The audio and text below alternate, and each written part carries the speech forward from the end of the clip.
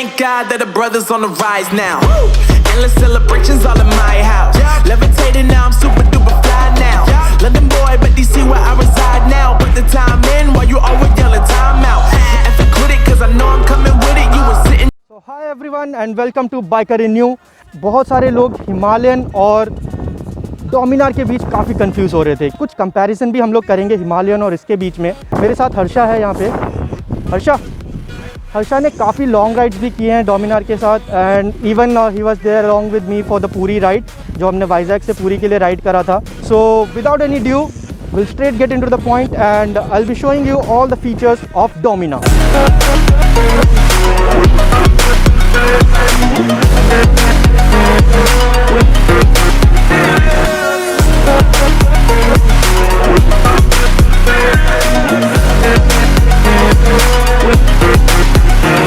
So here with us is the Dominar 400 of Bajaj. So looking onto the headlight here, it gives a very aggressive look. तो आपको एक road presence मिलता है इस bike पे। सो इसका हेडलाइट पूरा एलईडी के साथ आता है। मैं आपको स्विच ऑन करके भी दिखाता हूँ अभी। सो बेसिकली ये 2018 का BS4 मॉडल है डोमिनार का। तो जब आप नॉर्मली इस बाइक को ऑन करते हैं तो ये जो चारों ब्लॉक्स हैं यहाँ पे, ये चारों यहाँ पे लाइट अप हो जाते हैं और इसका जो मेन लाइट है जो कि इस पर आएगा वो सेंटर पे पड़ता है। एंड इवन नाइट के टाइम पे भी इसका बीम बहुत सॉलिड है। एंड गाइस बात करें इसके विंडशील्ड की तो इसमें एक छोटा सा विंडशील्ड तो मिलता ही है कंपनी की तरफ से। प्रैक्टिकली अगर आप देखो तो इतना इफेक्टिव नहीं है, बस लुक्स को एनहांस करने के लिए दिया हुआ है। तो इस बाइक पे सिर्फ आपको साइड स्टैंड ही मिलता है, इसमें सेंटर स्टैंड का ऑप्शन नहीं है।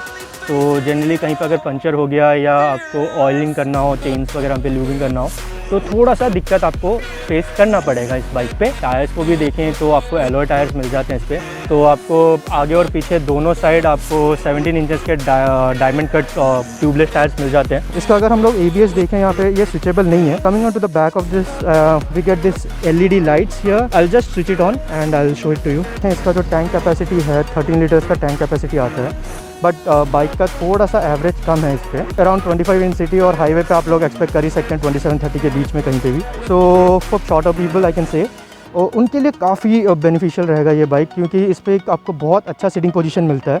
आप इसका विड्थ देखें, विड्थ इसका बहुत अच्छा है। सो आपको लॉन्ग राइड्स पे क्रूजिंग करते वक्त ये बहुत अच्छा सपोर्ट देता है। इस बाइक पे पीछे पिलियन राइडर के लिए एक सपोर्ट इंस्टॉल किया गया है जो कि आफ्टर मार्केट है। अगर आप ये साइड रेल्स देखें इस पर तो ये पिलियन राइडर को एक बहुत अच्छा ग्रिप प्रोवाइड करता है ड्यूरिंग लॉन्ग राइड्स। तो इट्स अ 4-वे adjustable monoshock at the back here. The front suspensions are from KTM। इसका ऑडोमीटर देखें तो कम्प्लीटली डिजिटल ऑडोमीटर है। एंड बेस्ट पार्ट है कि टैंक पे भी आपको कुछ ना कुछ दिखता है। तो टैंक पे इसका आपको दिख जाएगा ABS ऑन है जैसे इस बाइक पे, एंड साइड स्टैंड ऑन है उसका भी सिग्नल दिख जाता है। बजाज का लोगो आ जाता है, बैटरी पावर दिख जाता है, इंजन कितना टेम्परेचर है वो भी दिख जाता है। इस वाले डोमिनार पर जैसे हमने देखा अगर आप ये बटन देखेंगे, जैसे ही हम इसको ऑन करते हैं तो आपके वो जो मैंने स्टार्टिंग में 4 लाइट्स दिखाए थे, 4 ब्लॉक्स, वो ग्लो हो जाते हैं। बस एक फ्लो जो इसमें मेरे को लगा, गियर इंडिकेशन नहीं आता इस पर। अगर आप इंजन देखें इसका तो काफ़ी तगड़ा इंजन दे रखा है, 373 cc that turns out around 42 bhp of power. And यहाँ पे है इसका रेडिएटर, अच्छा खासा बड़ा सा रेडिएटर दे रखा है, तो बाइक में हीटिंग इशू भी इतना नहीं आता है जनरली। और ये रहा इसका स्पेशलिटी, DTSI ट्रिपल स्पार्क। तो जो डोमिनार 250 आता है उसमें आपको ट्रिपल स्पार्क नहीं मिलेगा, लेकिन इस वाले बाइक पे आपको ट्रिपल स्पार्क मिलता है, जिसका मतलब ये है कि 3-4 महीने तक भले आपने बाइक चलाया भी ना हो, छुआ भी ना हो, और सडनली आके अगर बाइक स्टार्ट भी करते हो तो कोल्ड स्टार्ट इमीडिएटली होता है, बाइक में कोई दिक्कत नहीं आती। आप अगर इसका नीचे का हाइट देखेंगे, ये थोड़ा सा कम रह जाता है कहीं ना कहीं, क्योंकि ये सिर्फ इसी मॉडल में है, क्योंकि जो नए वाले मॉडल्स आ रहे हैं उसमें ये चेंजेस कर दिए हुए हैं। और इस पर आई गेस 157 mm का आपको ग्राउंड क्लियरेंस मिलता है। अगर आप इसको हिमालयन के साथ कंपेयर करने लग जाओगे तो कहीं ना कहीं ये नाइंसाफ़ी भी हम बोल सकते हैं, क्योंकि हिमालयन का कंप्लीट पर्पस ही अलग है। आपको अगर इस बाइक पे से पुणे से गोवा जाना है तो आप गोली की तरह जाओगे इस बाइक पे, जबकि हिमालयन आपको बीट नहीं कर पाएगा। लेकिन वहीं पे अगर आप इसके साथ लद्दाख जाओगे, उस तरफ जाओगे, तो हाँ हिमालयन का पर्पस सर्व होता है। लेकिन लोगों ने इसी बाइक के साथ खारदुंगला तक ट्राई करा हुआ है। अगर हम बात करें इसके फ्यूल टैंक का तो ऑब्वियसली क्योंकि 13 लीटर्स का इसका फ्यूल टैंक है तो रेंज अराउंड आपको 300 के आसपास का रेंज मिलेगा। 250 टू 300 के आसपास का रेंज मिलेगा, जो कि मेरे हिसाब से बहुत डिसेंट रेंज है। सो अभी मैं इसका एक टेस्ट राइड लूँगा और आपको इसकी स्पीड भी बताऊंगा, और अगर ये बाइक में क्या लैग्स हो रहे हैं या नहीं हो रहे मैं वो भी आपको क्लियरली बताऊंगा इस। सो गाइस फाइनली हम आ चुके हैं डोमिनार पे। तो अभी पता चल जाएगा ये बाइक कितना रियल टाइम में परफॉर्म करती है। तो देखते हैं 2 साल के राइड के बाद भी ये बाइक आज भी कैसा परफॉर्मेंस देती है। और without any delay let's start the ride. Lighting तो आप देख ही रहे हो, इसका बीम बहुत सॉलिड है। ये डाला फर्स्ट गियर और ये चलाते हैं बाइक।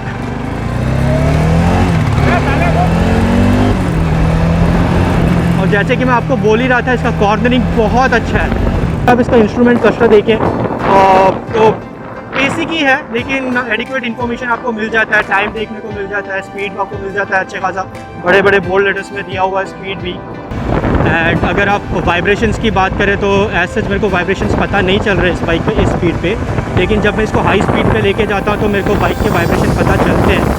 बाकी जैसे कि पॉटल्स वगैरह हैं, छोटे मोटे जर्क्स हैं, तो वो बराबर आपको हाथों में फ़ील होता है। इसके सॉफ्ट सस्पेंशन की वजह से वो सारे पोर्टल्स वगैरह आपको फ़ील होते हैं। तो थोड़ा सा लीन पोजीशन है इसका, आगे की ओर है, तो आपका जो बॉडी का वेट है वो कहीं ना कहीं हैंडल बार के ऊपर गिरता है। तो उसके वजह से भी जो छोटे मोटे झटके लगते हैं बाइक को, तो आपके हाथों को बराबर फ़ील होते हैं। And one more thing guys, जैसे हिमालयन पे क्या होता है, आपको थोड़ा एक्सीलेटर को बहुत पुश करना पड़ता है, घुमाना पड़ता है। इस पे आपको उतना नहीं है, इसमें हल्का सा देखिए, मैं आपको दिखाता हूँ अभी। ओके, ये है जो डोमिनार का पावर है।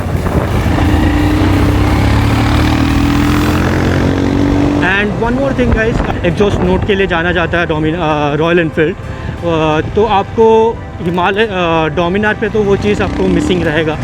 डोमिनार पे बल्कि दिखता है, बाइक का रोड प्रेजेंस है अच्छा खासा, एंड उसके वजह से ये बाइक कहीं ना कहीं वर्दी है रोड पे। और लॉन्ग क्रूज़ वगैरह, क्रूजिंग तो बहुत प्यारा होता है इस बाइक पे। एंड बात करें नॉर्मल सिटी राइड्स की, तो जैसे कि स्टार्टिंग में मैंने आपको बता दिया था, इसका हैंडलिंग इतना अच्छा होता है because of the larger section of tyre and smaller rim. इसका हैंडलिंग काफ़ी अच्छा है। एंड इस जगह पे तो मैं डोमिनार को हाँ बोलूँगा 10 आउट ऑफ 10 देना चाहूँगा हैंडलिंग वाइज। तो गाइस, इसमें मेरे को और एक जो इशू फील हुआ वो था इसका जो मिरर पोजीशनिंग है, साइड मिरर जो है वो इतने विजिबल नहीं है। मतलब इसमें क्या बोलते हैं, पीछे का इतना अच्छे से विजिबल नहीं होता बिकॉज ऑफ द पोजीशन। वैसे तो ये काफ़ी वाइड है, लेकिन हैंडल थोड़ा सा शॉर्ट होने की वजह से, और जो अभी हर्षा कर रहा है ये भी आप इस पर नहीं कर सकते, थोड़ा प्रॉब्लम हो जाता है क्योंकि बाइक थोड़ा सा छोटा है हाइट में। एंड इस पर लेकिन वही मेरे को और एक इशू लगा मिरर का।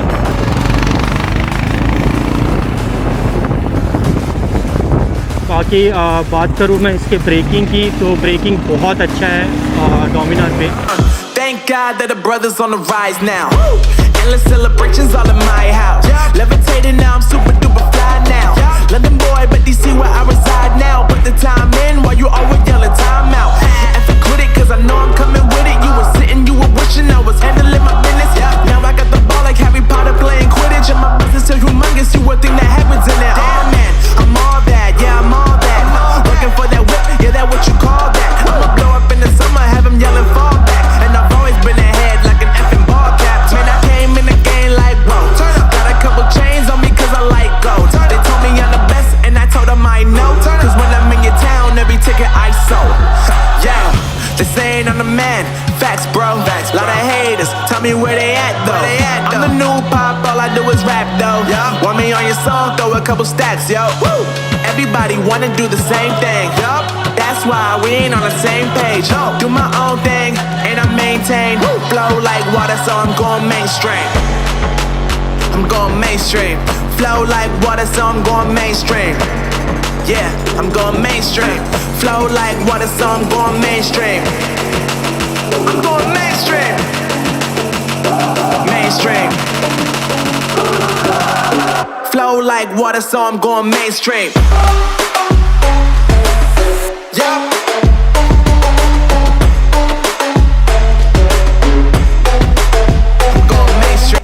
जैसे कि मैंने अभी आपको डोमिनार के बारे में तो सारा स्पेसिफिकेशन दे दिया। अब मैं डोमिनार ओनर के साथ जो भी हर्षा है उससे मैं प्रॉपर्ली अभी बात करूंगा और उसका जो एक्सपीरियंस रहा है इस बाइक पे, तो हम ये जो एक्सपीरियंसेस है हम उसको कंपेयर करेंगे हिमालयन के साथ। एंड लेट्स सी वो क्या बोलता है और रियलिटी में कितना डिफरेंस आता है एक हिमालयन में और एक डोमिनार के बीच में। हम लोग शुरू करेंगे इसके टायर साइज़ से, और इसके टायर साइज़ से क्या एक्चुअली में रियल लाइफ इफेक्ट पड़ता है आपके राइड पे। इससे एक फ़र्क गाइस पड़ेगा आपको, जैसे कि हिमालयन का टायर पतला है और लेकिन बड़ा है, ये ऑफ रोड पर्पज़ के लिए बना हुआ है और क्रूजिंग के लिए बना है।